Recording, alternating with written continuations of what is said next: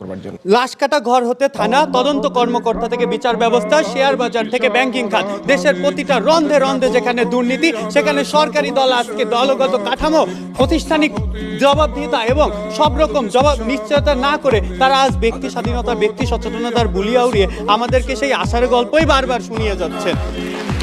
আমরা এমন একটি দেশের প্রেক্ষাপটে দাঁড়িয়ে কথা বলি যে দেশের সিগারেটের গায়ে লেখা থাকে ধূমপান ক্যান্সারের কারণ, সে দেশে ধূমপায়ীরা এক বছরে করই দেন 38,000 কোটি টাকা।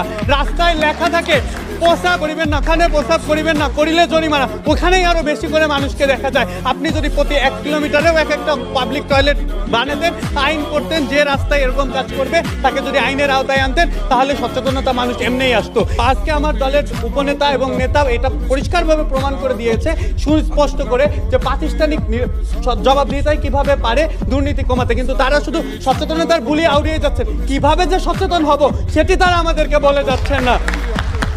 আজকে তারা এই মঞ্চে দাঁড়িয়ে ফ্যাসিস্ট সরকারের বিরুদ্ধে কথা বলে যাচ্ছেন। আজকে প্রত্যেকটা সংবাদ মিডিয়ায় আমরা ফ্যাসিস্ট সরকারের বিপক্ষে লেখছে তো সেই একই মানুষ, 15 বছর ধরে কাজ করছে তারাই। তারা আজকে কি রাতারাতি সচেতন হয়ে গেছে? না মাননীয় স্পিকার, আজকে প্রতিষ্ঠানটি জবাবদিহিতার আন্ডারে স্বরাষ্ট্র উপদেষ্টা বলেছেন যে মিডিয়া দালালি করবে তাকে বন্ধ করে দেওয়া হবে। সেই জায়গা থেকে আজকে সাংবাদিক ভাইয়েরা মুখ খুলতে সাহস পেয়েছেন। আমি যুগান্তর এবং প্রথম আলো সহ সব শীর্ষস্থানীয় পত্রিকার একটি সাংসদের মতামত হুবহু তুলে দিতে চাই। তিনি বলছেন এদেশের 90% সরকারি কর্মজীবী অসচেতন এবং দুর্নীতিমুক্ত। এখন এই 90%-এর মধ্যে আমি 10%-ই ধরেন সচেতন।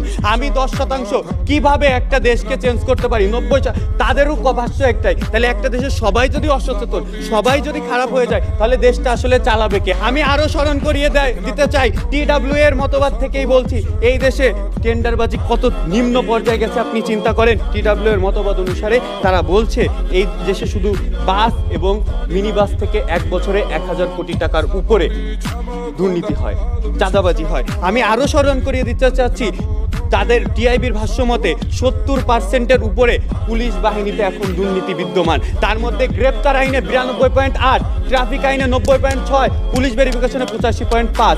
এইরকম পর্যায়ে আপনি কল্পনা করুন, আপনি একজন এসপি, আপনি তো ব্যক্তি সচেতন, আপনি একটা সুন্দর রিপোর্ট এফআইআর করে নিয়ে গেলেন, আপনার এসপি তিনি যদি বাদ করে দেন, কেন তিনি বাদ করছেন? তার উপরে আমলাতন্ত্র, কেন তাকে বাদ করছে? তার উপরে প্রশাসনতন্ত্র।